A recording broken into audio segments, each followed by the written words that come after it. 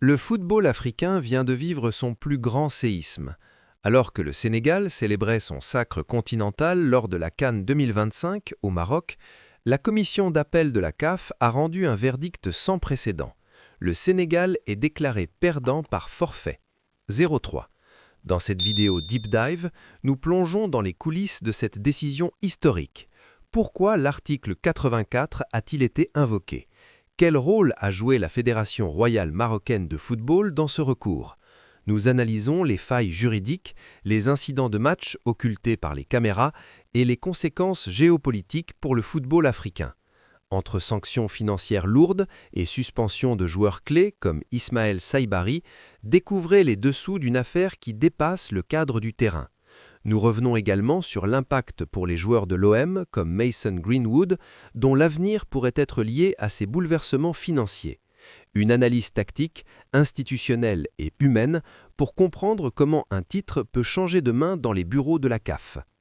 Imaginez, vous avez couru 120 minutes, vous avez transpiré le sang et les larmes, vous avez soulevé ce trophée devant des millions de personnes. Et puis, dans le silence d'un bureau de la CAF, tout s'effondre. Le verdict est tombé comme un couperet. Le Sénégal n'est plus champion d'Afrique. Le Maroc récupère le titre sur tapis vert. 3-0. Score administratif.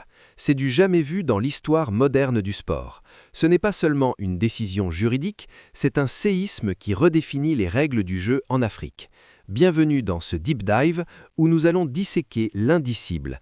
Comment est-on passé de la fête à Dakar au deuil national ? Pourquoi l'article 84 du règlement est devenu l'arme fatale de la fédération marocaine? Sortez vos carnets, car ce qui suit va changer votre vision du football institutionnel. Pour comprendre ce drame, il faut revenir au contexte de cette CAN 2025.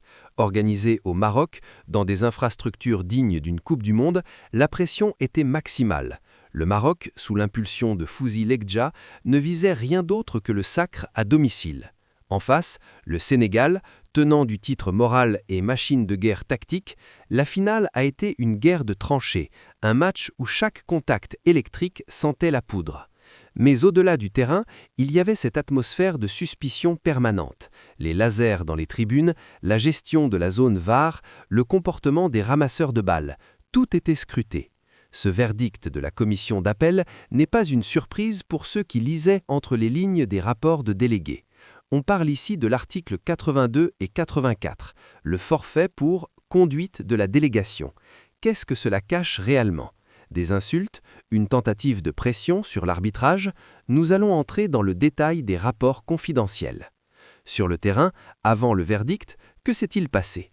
Le Sénégal avait bloqué les demi-espaces avec une discipline de fer. Mais regardez bien Ismaël Saibari, le numéro 11 marocain.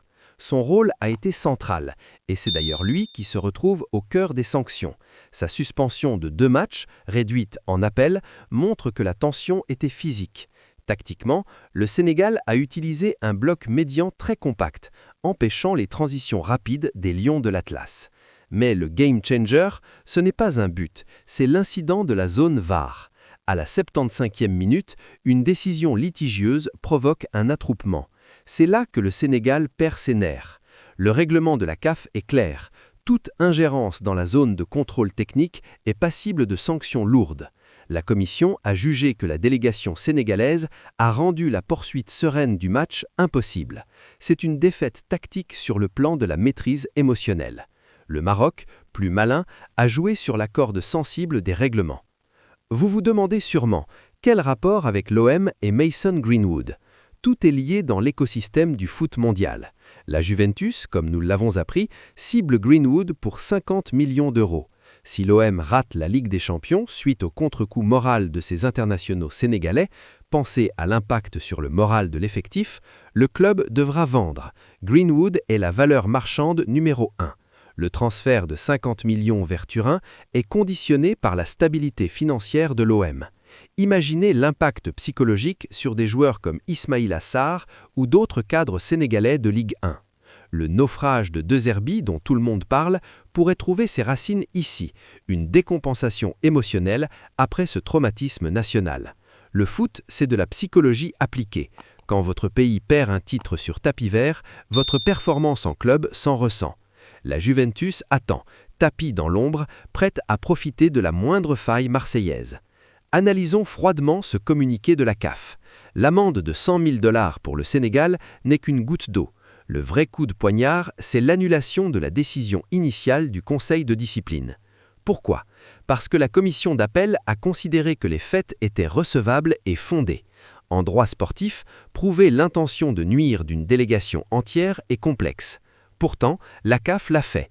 Elle a aussi sanctionné le Maroc pour ses ramasseurs de balles et les lasers, mais avec des amendes dérisoires, de 10 000 et 50 000 $.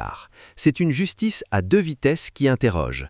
Le titre change de camp non pas sur une erreur d'arbitrage, mais sur une erreur de comportement administratif.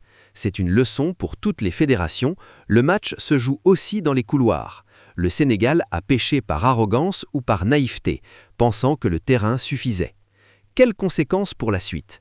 Le Sénégal va sans doute saisir le TAS, Tribunal arbitral du sport. La procédure pourrait durer des mois. En attendant, c'est le Maroc qui portera le badge de champion. Ce précédent crée une jurisprudence dangereuse. Désormais, toute finale pourra être contestée sur la base du comportement des délégations.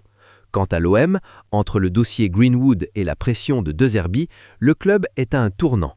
Le football africain, lui, ressort divisé. Est-ce le début de l'ère de la diplomatie sportive totale? Ma prédiction est risquée. Le Sénégal ne récupérera jamais ce titre, mais cette injustice va forger une génération de joueurs revanchards pour 2026. Merci d'avoir suivi ce deep dive. N'oubliez pas de vous abonner, de liker et dites-moi en commentaire, selon vous, qui est le vrai champion. On se retrouve très vite pour une nouvelle analyse. C'était votre expert, à bientôt sur la Foot Chrono.